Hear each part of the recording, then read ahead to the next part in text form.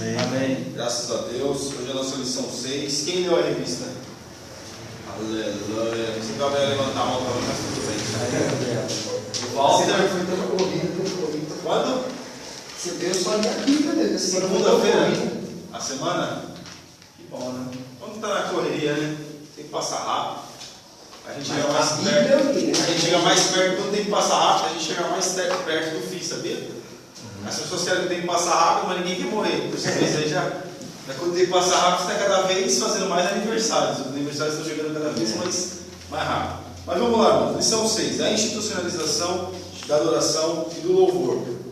O que seria institucionalizar? É bom perguntar para quem é advogado, né? Transformar seria Constituição de regras. um processo de transformação. Pelo menos o que eu vi, é um processo de transformação. E nós vamos ver nessa aula, irmãos, o porquê que Deus ele institui a adoração e o louvor no meio do povo de Israel. Porque teve que haver uma transformação. Teve que haver uma transformação do povo de Israel. Por quê? Porque o povo do Egito, o povo de Israel no Egito, ou não vou dizer povo de Israel, mas os hebreus no Egito, eles pegaram muitas manias de adorar outros deuses, algumas coisas, e que no decorrer do deserto, Deus foi moldando, Deus foi modificando, institucionalizando algumas coisas no meio do povo, como regra e como ato de adoração. Porque toda vez que a gente cumpre uma regra, a gente é obediência a Deus, a gente está o adorando, tá? Texto do dia. Assim, nós, teu povo e ovelhas de teu pasto, te louvaremos eternamente, de geração em geração, cantaremos os teus louvores. Nós falamos na aula passada acerca que o povo disse para Deus que ouviria a voz do Senhor, que seria obediente à palavra do Senhor e que faria tudo o que o Senhor mandasse quando Moisés desce no monte. E aqui, o que nós vemos? De geração em geração. Essa palavra, as leis do Senhor, deveria passar de geração em geração. Para nós termos uma ideia, o judeu, criança, ele já tem que, vamos dizer assim, absorver a lei toda. Ele tem que saber a lei de cor. Mas ele começa com os seus pais em casa. E depois ele vai para uma escola rabínica. Mas você pode ver que alguns dizem que na casa dos judeus tem sempre os lugares específicos onde está escrito algumas coisas da lei. Que a criança passa nos umbrais da porta, de repente está escrito alguma coisa da lei. E alguma coisa na casa está escrito alguma coisa da lei. De repente na estante, alguma coisa da lei. Por isso que a gente vê aquele negócio, já viu aquele negócio na cabeça do judeu? Filactério. Ali também, algumas leis têm leis ali também. Eles tiram para a lei. Então nós vemos, irmãos, que eles conhecem e eles disseram. É interessante, meus irmãos, até nós ressaltamos acerca da lição passada, porque quem disse que assim nós, o teu povo, o teu pasto, te louvaremos eternamente, geração em geração, cantaremos os teus louvores. Quem disse isso foi o povo, o salmista dizendo o que o povo disse. Como nós vemos lá em Deuteronômio, no Pentateuco, quando o povo disse que louvaria ao Senhor, que obedeceria a sua palavra, e aqui nós vemos o quê? Que o povo disse que cantaria os seus louvores. Então o povo está dizendo que ia cantar os louvores para Deus. É interessante nós percebemos o quê? Que quem toma iniciativa é o povo. Deus recebe. Claro, o povo tem que tomar iniciativa, mas nós vemos nos decorrer, meus irmãos, da vida dos hebreus, que não foi bem assim. O povo se prontifica fazendo uma coisa, mas faz outra. Quer ver um exemplo, vamos dizer, um exemplo clássico, um exemplo, assim, um exemplo pequeno. A pessoa se dispõe a sair da sua casa para vir para a igreja. Ela está nesse intuito de sair de casa para vir para a igreja e adorar a Deus. Mas tem muitos que chegam na igreja e não adoram a Deus.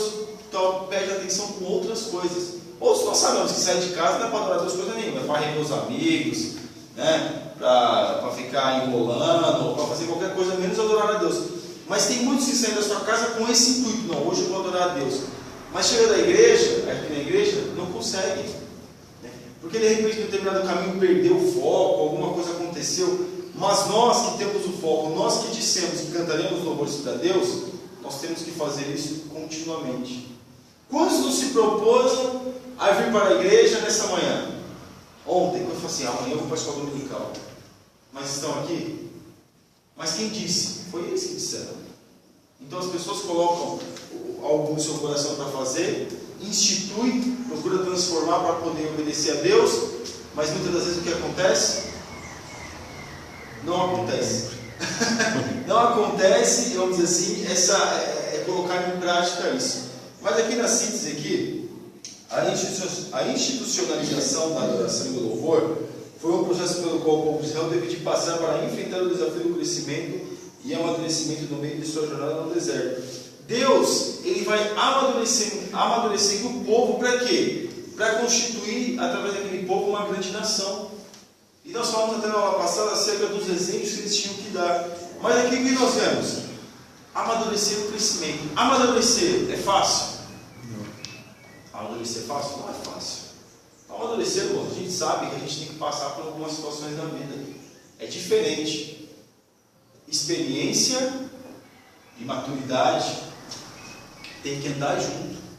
Porque às vezes as pessoas passam por várias situações, mas não tem maturidade. O que é maturidade? Me corrija se eu estiver errado. É aplicar a sua experiência. Você aprende aquilo que você aprende. Tem muito jovem que às vezes é mais maduro do que pessoas mais velhas, pai de família, ou até mesmo ancião, pessoas mais velhas, vamos dizer assim, um idoso. É mais maduro porque você vê hoje pessoas idosas, ou pessoas mais velhas, que querem agir como adolescente. Então nós vemos que o processo de amadurecimento é um processo para transformar, mas é um processo árduo. E por que aqui Deus estava falando que queria fazer isso com o povo de Israel? Por quê? Porque Deus queria amadurecê-los acerca daquilo que Deus colocaria na mão deles. Mas por que eles passaram por várias situações, por várias provas, para saber se realmente eles confiavam em Deus e que aquilo que Deus colocasse na mão deles, se verdadeiramente eles iam saber administrar. Então, eles saíram do Egito como crianças. Por quê? Porque tudo que os egípcios faziam lá, praticamente, eles... É lógico, nós sabemos que muitos ali criam no Deus Todo-Poderoso, Deus de Abraão, Isaac e Jacó. Mas muitos também estavam adorando aos deuses de Faraó, aos deuses do Egito, para poder ter mais acesso às coisas do Egito, para não ter um confronto. Mas o que nós vemos? Deus tirando, e nós temos que enfrentar as situações da vida. Eles teriam que enfrentar o deserto. Mas por que eles não conseguiram atravessar o deserto e chegar na terra prometida dos que saíram? Por quê?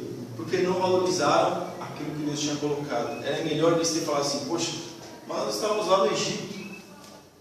Tudo bem que a gente tinha uma mesa, a gente tinha a comodidade, porém nós éramos escravos.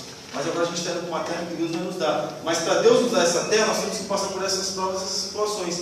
Deus deixou algo faltar para os hebreus no deserto? Não. E por que o povo murmurava tanto? Por quê? Acabava sendo o contrário, né? Em vez de ver por esse lado, eles iam pelo lado contrário, né? A gente tinha tudo lá, era escravo, mas tinha tudo lá. A gente pensando assim, hoje a gente tem a palavra de Deus, né? Para meditar dia e noite. Naquela época, o povo só ouvia através dos seus dirigentes que passavam a mensagem, né? A gente fica pensando. A gente hoje com a palavra, as pessoas esquecem que Deus... E antigamente eles só ouviam falar, não tinha a Bíblia. Mas sabe que a diferença também entre eles e nós é o seguinte: Deus, eles viram coisas que nunca ninguém tinha visto. Você vê durante o dia uma coluna de nuvem, como nós, assim, os irmãos estavam aqui, coluna de nuvem de dia, para fazer um ar-condicionado para o povo, e à noite uma coluna de fogo para trazer também um ar-condicionado, mas um ar quente para o povo no deserto. Os sapatos não envelheciam, as roupas não envelheciam, comida do céu não precisava trabalhar, carne no deserto. Onde tem carne no deserto? Deus que mandava. Então o povo, irmãos, que mais viu milagre na Bíblia foi o povo, os hebreus no deserto, que é aqueles que viveram no deserto, que passaram pelo deserto, que tiveram só peregrinação no deserto. Mas o povo que mais murmurou foram eles também. O povo que mais murmura é aquele que viu os milagres, os maiores não, vamos dizer assim, milagres. Poxa, você está ali, na beira de um rio, na beira do mar, e você de repente vê o mar se abrindo. Mas antes disso, nós vemos lá, quando as 10 pragas do Egito, coisas que aconteceram do sobrenatural, entendeu? Porque não era comum aquilo. Alguns vão dizer que os deuses que eles adoravam, que os egípcios adoravam, que Deus fez para que o povo pudesse sofrer e tal, mas isso seja uma outra questão. Mas isso são fenômenos que eles querem explicar, a ciência quer explicar, mas é inexplicável. Não tem explicação. E o povo presenciou tudo isso. O povo presenciou que, pelo fato de passar nas regras das portas o sangue do cordeiro que eles tinham matado, o anjo da morte não entrou na casa deles, mas entrou na casa de Faraó, entrou nas ovelhas de Faraó, entrou na casa daqueles que moravam ali, que não tinha comunhão com Deus, que não passaram o sangue nas vergas e nos umbrais da porta. Mas por quê? Mas o que o povo não faz? É confiar em Deus. O crescimento para com Deus, irmãos, é um crescimento árduo.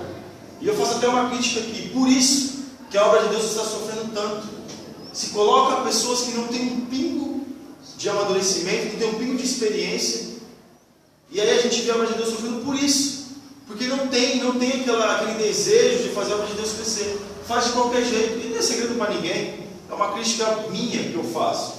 Por isso que a obra de Deus está sofrendo. Se coloca homens em determinadas posições na ordem eclesiástica da igreja, por amizade, porque puxa saco, A situação financeira da pessoa. Eu ia falar também, situação financeira da pessoa, a pessoa dá um bom dízimo. Agora eu pergunto para os irmãos, Deus está nesse negócio? Não. Agora, qual os homens que Deus ele institui para fazer a obra dele? É aqueles que ele vai moldando. Claro, todos têm a oportunidade de ser moldados por Deus. Mas você pode ver, quando você vê uma pessoa experiente falando... Geralmente, quando Deus tem um chamado, as pessoas, eles mesmos que se receiam. Não, eu não estou preparado. Mas é Deus que vai preparar, né? E aqueles que não estão preparados, eles estão lá fazendo tudo lá. Mas o desejo de Deus, irmãos, é que preparar todos. Mas quem quer passar? Mas tem aqueles que têm um chamado especial. Tem, a gente sabe que tem. Por quê? Porque Deus já conhece o coração dele. Porque Deus já conhece. Mas mesmo aquele chamado, se não fizer a vontade de Deus, também não vai conseguir, porque a gente não tem predestinação, nós não cremos. Então nós percebemos o quê? Que o povo deveria amadurecer e crescer mediante as dificuldades. Porque na verdade, irmãos, se a gente for ver bem, o povo no deserto, qual a dificuldade que eles tinham?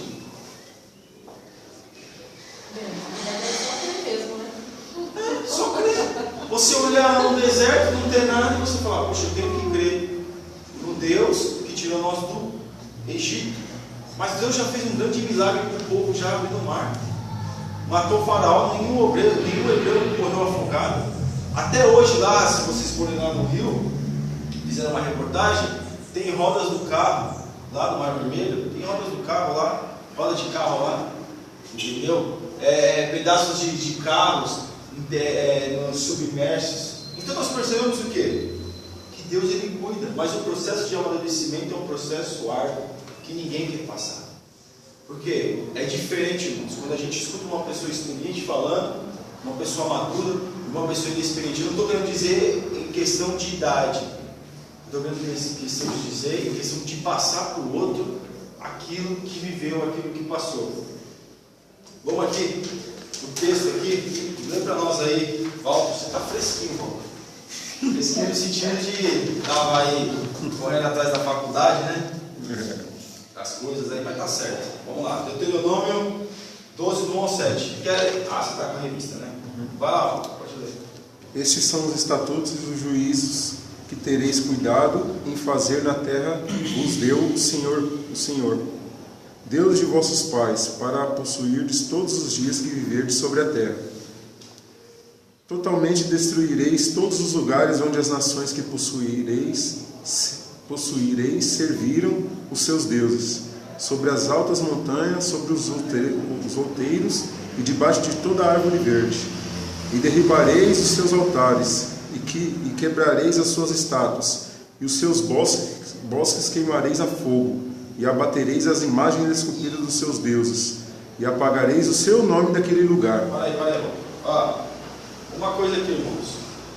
O povo aqui deveria, quando entrasse na terra prometida, derrubar os altares dos deuses e não fazer aliança. Nós vemos Josué fazendo aliança com os gibeonitas, que eles enganaram Josué. E depois nós vemos o prejuízo que teve. Outra coisa também, o povo, para quem não sabe, ficou terras para serem conquistadas. Eles não conquistaram todas as terras que Deus tinha colocado para eles conquistarem. Porque apesar que alguns dizem até que a terra de Canaã, ela não foi invadida pelos hebreus, ela foi invadida pelos outros povos que estavam ali. Porque quem tinha comprado aquela terra era Abraão. Aquela terra era de Abraão, não era dos outros povos. Eu vi esse estudo e eu achei muito interessante, porque às vezes as pessoas acham que os hebreus tomaram a terra daqueles povos. E se você for ver no contexto bíblico, nós vamos ver o quê? Que quem comprou aquela terra foi Abraão. Abraão comprou aquela terra. E quando Jacó desce de Canaã, desce para o Egito, quando teve a fome, você vê que ele não vende a sua terra para poder adquirir comida.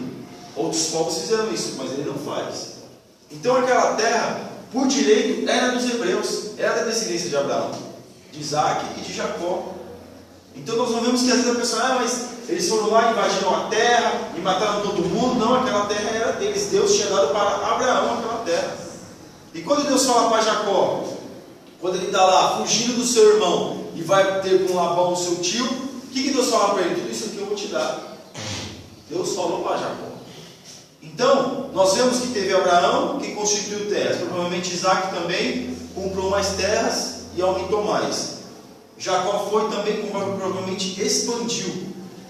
Mas havia muitas terras que deveriam ser conquistadas e eles não fizeram. Quantas coisas na nossa vida nós podemos ir além e a gente fala aqui para mim, tá bom. Pode ser na vida, vamos dizer assim, na vida material, na vida espiritual principalmente, na posição eclesiástica. Não fala, não, agora eu sou diácono, para mim já está bom.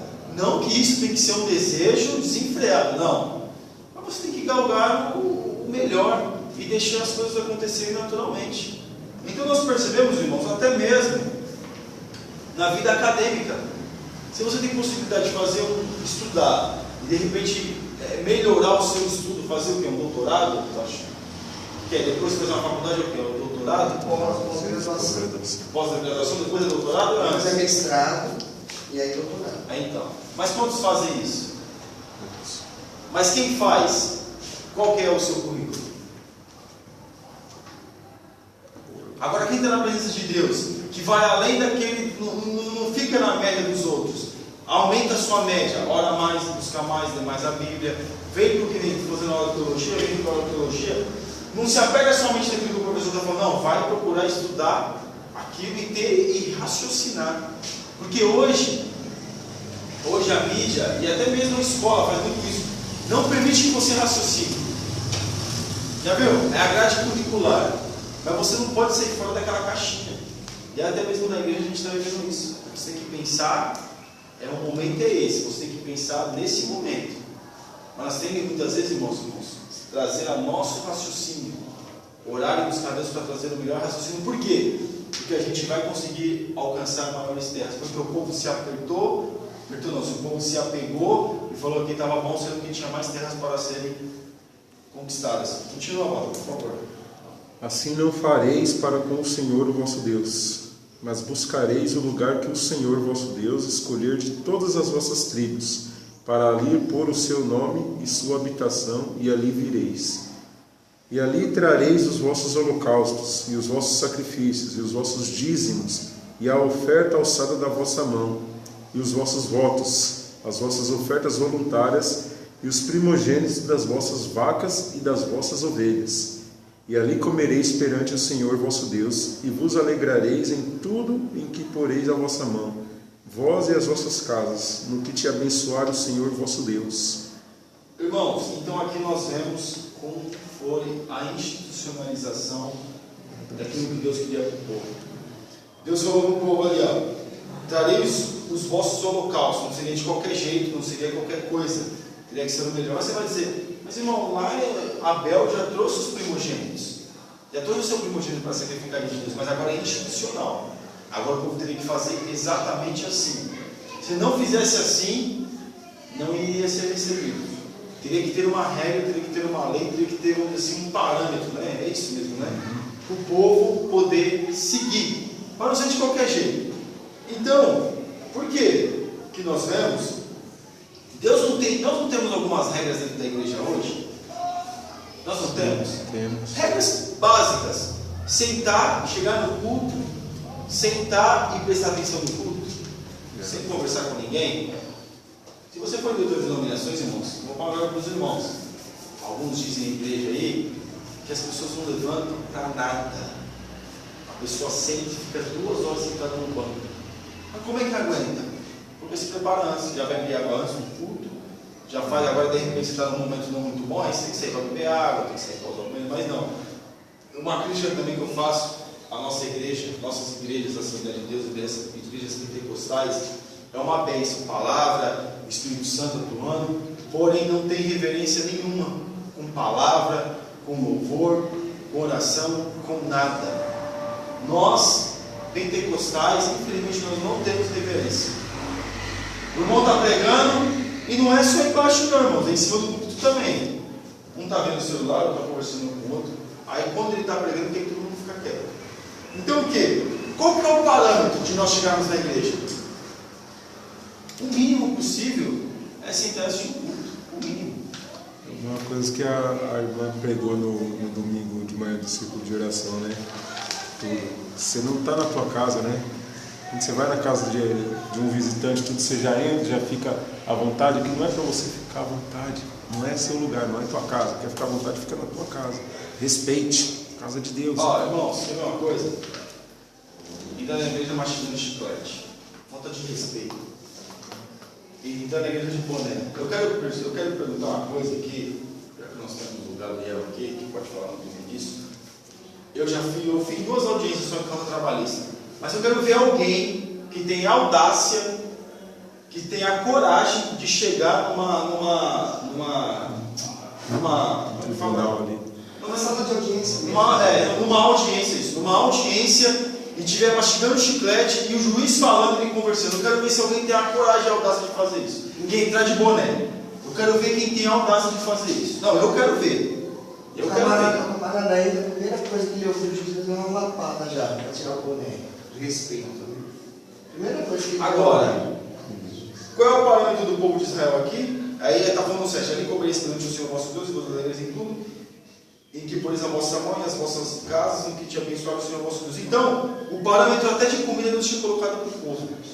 Então, meus irmãos, o mínimo que nós temos que fazer é ter um pouquinho de consciência de ficar no culto e ficar quieto. Às vezes você vê o diácono, eu, o Gabriel, andando para lá e para cá, porque eu gostaria de ficar sentado no culto. Eu versículo, guarda o teu pé quando entrares na casa de Deus. Inclina-te mais ao ouvir. Exatamente. Eu gosto, que nem vou ministrar nas congregações, eu gosto de absorver o culto. Você está sentado e absorver o culto. Ficar no culto. Até meu pastor vai conversar comigo e tá, não nem alonga a conversa. Vai perguntar alguma coisa, vai recepcionar a gente bem e tal. Não que ele esteja fazendo errado, mas como a gente vem de fora e tal, para nos recepcionar legal. Mas eu falo com educação, mas não é ficar alongando, mas é mesmo e puxa um assunto. Já viu quando a gente conversa? A pessoa fala um assunto com a gente fala outro, e aquela conversa não acaba? Não, é melhor não fazer isso. Todo mundo obrigado aí e tal. E absorver o culto. Quem já fez essa experiência? Quem está dentro da igreja, não conversar com ninguém. Sentar, a pessoa do seu lado vai conversar. Ah, é mesmo, né? Ah, tá. Mas está voltado com o ouvido para o púlpito, com o ouvido e com os olhos para aquilo que está acontecendo no culto. É diferente, não é? Às vezes você até dá um alerta para a pessoa do lado que quer conversar. Peraí.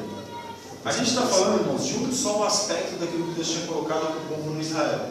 E aqui está mencionando. E a gente está falando só de um aspecto daquilo que nós podemos fazer dentro do culto da igreja. Estou colocando só um. Mas quantos existem?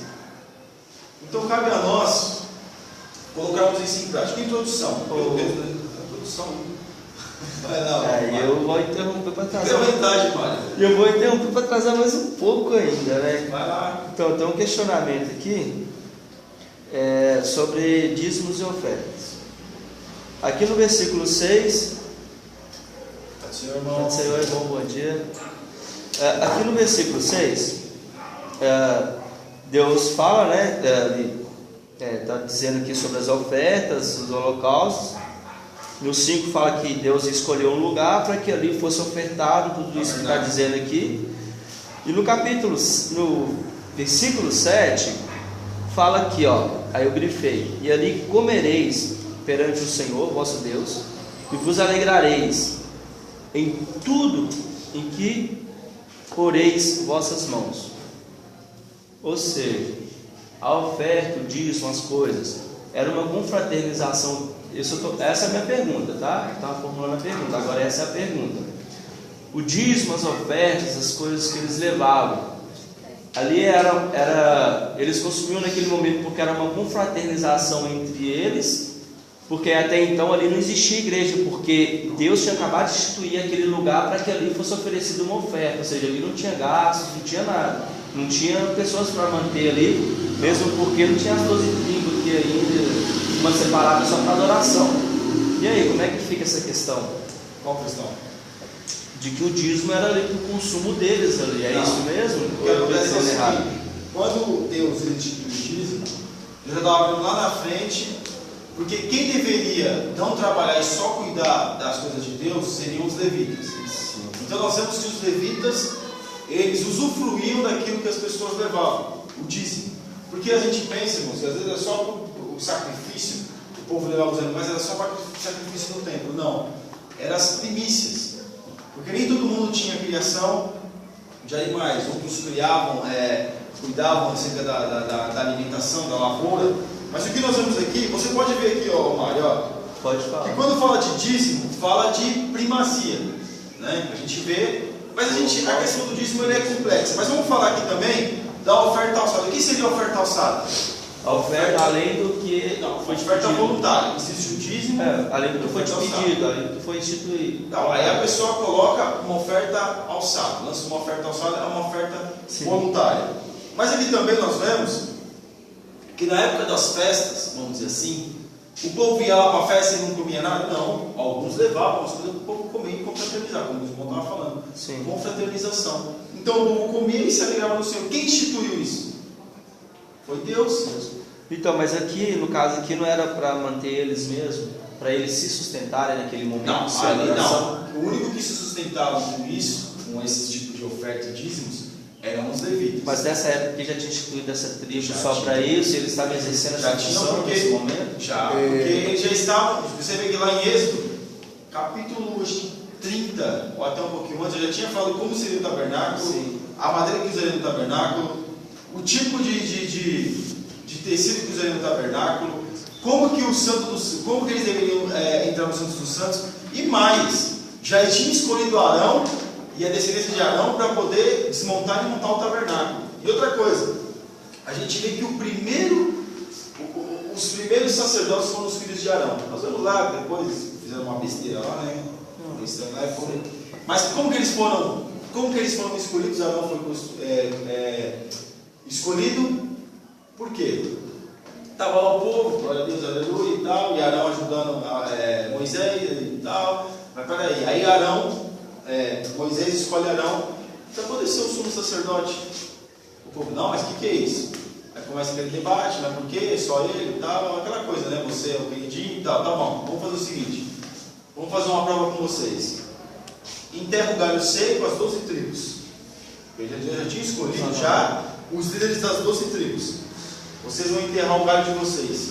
E amanhã, no outro dia, vocês vêm aqui para poder tirar o galho. Aquele galho que florescer é a tribo que eu escolhi. Foi isso que aconteceu. Um dia anterior, eles colocavam o galho, todas as tribos colocaram o galho no deserto. No outro dia, o único galho que floresceu foi o galho de Arão, a vara de Arão. E nós vimos que essa vara está onde? Dentro da arca da aliança. Lá estavam os 10 mandamentos, a vara de Arão e o maná, com um pote de maná dentro da arca. Então assim foi escolhido. Então nessa passagem aqui, é interessante até vamos perguntar, que já tinha sido escolhido, porque o livro de Deuteronômio é apenas vamos dizer assim, uma repetição de tudo aquilo que acontece em Êxodo, Levítico e Números. É uma repetição. Você pode ver que tudo aquilo, quem está falando aqui é Moisés. Então Moisés vai repetindo tudo que o povo deveria fazer. Então aqui, foi até o irmão vou perguntar que quem se sustentava era os levitas. Agora mas os levitas ficaram só assim, tranquilo, não. Imagine você, está aqui, aí você ergue o tabernáculo, monta direitinho para fazer o sacrifício. Aí dali um mês eles falam, não, agora vocês podem continuar. Porque quando a nuvem se movia, o povo se movia. Então naquele momento ali eles tinham que desmontar e eles que carregavam o tabernáculo. Porque quem tinha condições de carregar eram só os levitas que poderiam carregar. Pessoa nenhuma poderia carregar. Então nós vemos que até mesmo nas cidades, os levitas não tiveram porção nas cidades. Porque a sua porção seria com o Senhor. Quem deveria sustentar? Porque deveria ter levitas na tribo de Dan, na tribo de Levi, na tribo de Judá, para que poder ter vamos dizer assim, esse movimento acerca daquilo que Deus tinha colocado para o sacrifício. Mais alguma coisa? Foi esclarecido. Quem não, por exemplo, não trabalhava, não tinha como dar o dízimo. Não, mas aí, volta. Por isso a gente vê, que é interessante também isso, porque quando a gente vê colocado o decálogo, os 10 mandamentos e as leis, nós vemos o quê? Até eu preguei sobre isso naquela igreja lá, né? Até o povo que era menos afortunado tinha direito na propriedade do outro. Sabe como? Se tivesse lá um pé lá de alguma fruta e tivesse no pé aquela fruta, era do dono da propriedade. Mas se aquele fruto caísse na terra, já não era mais dele. Se ele tomasse, ele estaria roubando. Mas se aquela pessoa que viesse de fora pegasse no pé, ela não podia pegar porque ela estava roubando. Mas quando caísse na terra, poderia pegar. Sim, também nessa época ali, tudo era de todos, né? Se você tinha... Não? Porque eles... Depois eu vou até ver isso depois, numa outra oportunidade, a gente conversa sobre isso. Eu acredito que eles acreditavam que Cristo ia voltar rapidamente, começaram a vender suas propriedades, todos tinham comum, que um tinha, o outro tinha. Não, ali é a igreja primitiva. Aqui é o povo entrando na terra de Canaã. Nós vemos isso aí em Atos, é isso aí mesmo. Em Atos está certo. Mas aqui é o povo entrando em Canaã. Tá. Então, Deus ele separa as terras e institui regras e leis. Então, isso o povo sustentava assim. Qual é o exemplo mais clássico que nós temos disso? O livro de Ruth. Quando Noemi volta com Ruth da sua terra, o que acontece? Ela vai lá na terra de Boaz. Ruth vai na terra de Boaz para poder colher. Então tudo que caía, por isso que Boaz fala assim para os seus servos: deixa cair na terra, quando ela estiver passando, deixa cair mais para ela. Percebe isso aí? Isso era uma regra que tinha, e ela não estava roubando. Mas ela não poderia ir lá no pé lá da plantação e pegar para ela. Então Deus cuidava do povo assim. Até mesmo a lei do jubileu, até mesmo, de repente a pessoa se vendia como escravo, porque naquela época tinha isso. A pessoa se vendia como escravo, eram só 7 anos. Depois a pessoa tomava a liberdade de novo. Para quê? Porque o desejo de Deus, irmãos, era que todos tivessem a mesma porção, a mesma condição financeira. Claro que sempre um tem mais, outro tem menos. Mas é uma desigualdade social como nós temos hoje. Deus queria que todos vivessem, né, bem. Bom, acho que é melhor a gente ir, né? Ao salvar-lhes da opressão da terra do Egito, o Senhor Deus investiu sistematicamente na redução espiritual do povo, na reeducação espiritual do povo, transmitindo-lhes seus estatutos e mandamentos, especialmente com relação ao louvor e adoração. Percebemos assim, a partir da saída do Egito até chegar em Canaã, o esforço de Jeová em criar instituições novas e regras que conduzissem Israel a uma adoração genuína e livre das influências estrangeiras. Irmãos, nós falamos muito sobre isso. E no domingo eu tive a oportunidade de pregar e eu mencionei exatamente isso. Deus queria que o povo não fosse influenciado pelas outras nações. Você estava aqui, você sabe, né? Tá, no ano passado. O povo não deveria ser influenciado pelas outras nações. Eles deveriam influenciar. Eu já falei aqui algumas vezes que eles importaram os deuses dele, dos outros, mas ao invés de exportar os seus deuses, de uma forma mercantilista, né, de dizer, né? Então deveriam exportar o seu Deus, ou levar o seu Deus para as outras nações, ao invés de importar. E por que aqui falando aqui? Adoração genuína e livre das influências estrangeiras, isso é importante. Porque eles deveriam ser um povo separado. Deus chama Israel para ser um povo separado, um povo que desse o exemplo. Mas aí, meus irmãos, o que eles fazem? É isso aí mesmo que os irmãos pensaram. Por isso é criado todo um sistema de sacrifícios com significados e razões próprias. Por isso que Deus... Sabe o que acontece, irmãos? Uma mente ocupada com as coisas de Deus, ela tem a oportunidade de fazer aquilo que não é de Deus. Mas por que Deus ocupa o povo? Pode ver que é tudo ocupação para o povo adorar Ele. Mas você quer pensar para quem? Para eles mesmos. Então Deus ocupa para eles ter noção, para eles ter atenção acerca das leis. Deus ocupa eles para eles terem atenção acerca do pecado, dos 10 mandamentos. Deus ocupa eles acerca das festas. Deus ocupa eles acerca dos sacrifícios. Deus ocupa eles acerca da obediência. Então tudo isso era para o povo obedecer. Então aqui nós vemos que isso tem razões próprias. Deus tem as suas razões para colocar isso. Mas alguém vai dizer, mas irmão, mas isso é muita coisa, hein? Poxa, tem que examinar a lei, examinar os 10 mandamentos, examinar o que deveria comer, o que não deveria comer, o que impuro, que também estava na lei, examinar o tipo de sacrifício que ia levar, examinar isso, examinar aquilo, se você tivesse depois não podia ficar aqui, e não sei o quê, tem que examinar tudo. É bom nós examinarmos tudo, porque a nossa mente é ocupada. A mente do homem não pode ficar desocupada. O homem não pode ficar desocupado. Quando ele fica desocupado, ele só faz bobagem. Quer ver uma coisa? Quando você está assistindo a televisão, isso é um exemplo clássico, hein? Ou até mesmo mexendo no computador, que você não tem foco de ver nada. Você não está com foco de ver nada. Poxa, eu vou ligar o computador porque eu vou ver tal estudo. Eu vou ligar o computador porque eu vou estudar sobre a prova. Mas você liga e você não tem foco em nada. Quando você vai colocar alguma coisa, você coloca em coisa boa? Não. Coloca em coisa boa, fala, não, eu vou ver. Nossa, estou sem fazer nada hoje, eu vou colocar lá, não sei, um vídeo do YouTube, não sei da onde, você está sem foco. Aí aquele vídeo bom que aparece ruim também. Aí a curiosidade leva para você fazer o quê? Assistir um vídeo ruim. Aí aquele vídeo ruim a gente sabe que passa e começa a aparecer um monte de vídeos ruins. Aí aquele vídeo puxa um, que puxa outro, que puxa outro, que puxa outro. Então esse é o problema de nós fazermos as coisas sem foco. Quem vai estudar? Você vai estudar. Se você não se propôs a estudar, volta. Fala assim, hoje eu vou pegar o sábado, eu vou estudar o dia todo. Se você não tiver um foco, você consegue? Não consegue. Pode forçar que não adianta, não entra nada. Pode forçar, não vai. Assim, você acorda de manhã, aí fala assim, eu vou fazer isso, depois eu estudo. Eu vou fazer aquilo, depois eu... Não tem foco. Quando acaba o dia, não fez nada. Então o povo deveria ter foco e deveria se manter ocupado.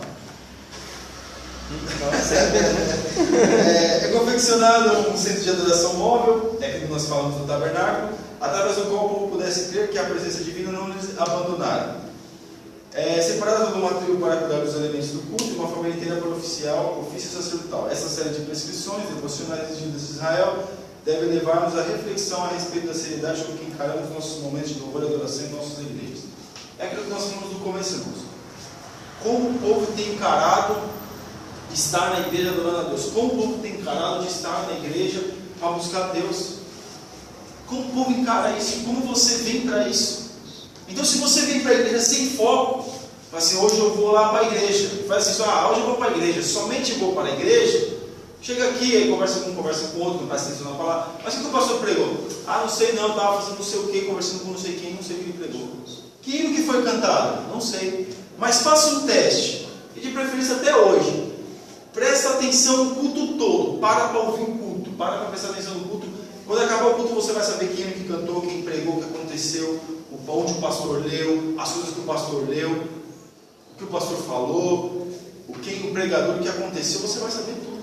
Alguém já leu algum livro aqui sem estar com desatenção? Já leu o livro com desatenção? O que você entendeu? Nada. Agora vem para a igreja e não tem atenção, o que a gente vai absorver do culto? Nada. Então é isso. Por que Deus mantém o povo ocupado? Para que o povo pudesse ter atenção às coisas de Deus. Por isso que Deus mantém o povo ocupado. E aqui, Israel é um povo cujo estilo de vida desde em adoração. A pormenorização dos elementos devocionais de Israel. Após a saída do povo do Egito, Deus tratou rapidamente de transmitir a Moisés, que transmitiria ao povo os preceitos centrais da adoração que deveriam ser apresentados por Israel a Deus.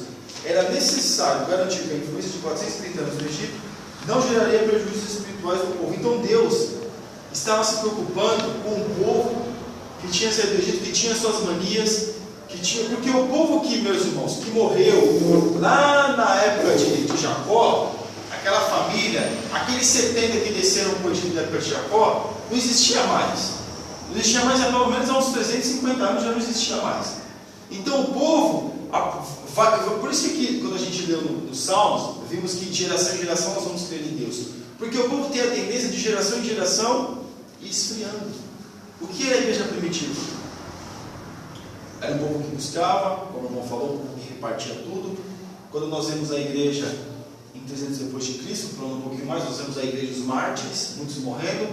Nós vemos depois, Constantino ele vem, está tudo bem, todo mundo agora quer ser crente, mas depois perseguição de novo, idade média de perseguição. Quando teve a reforma protestante, teve também teve perseguição, foi difícil pregar o evangelho, porque ainda tinha os resquícios ainda da igreja católica, então o povo foi melhorando. A igreja de 1900 era uma, a igreja de 1970 era outra, a igreja de 1990 era outra, a de 2000 era outra, a de 2005 era outra. E o que é a igreja agora de 2016? Qual a tendência do povo? Esquecer das coisas que deveriam levar a sério. Esquecer, deixar para trás aquilo que deveria colocar em prática. Quer tocar e colocar.